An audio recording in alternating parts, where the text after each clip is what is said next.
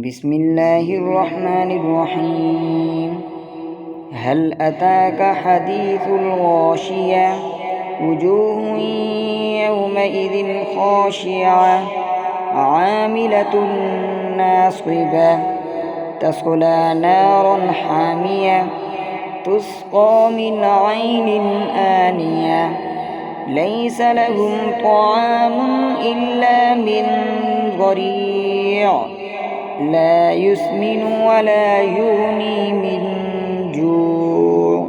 وجوه يومئذ ناعمة لسعيها راضية في جنة عالية لا تسمع فيها لاغية فيها عين جارية فيها سرر مرفوعة وأكواب موضوعة ونمارق مصفوفة وزرابي مبثوثة أفلا ينظرون إلى الإبل كيف خلقت وإلى السماء كيف رفعت وإلى الجبال كيف نصبت وإلى الأرض كيف سطحت فذكر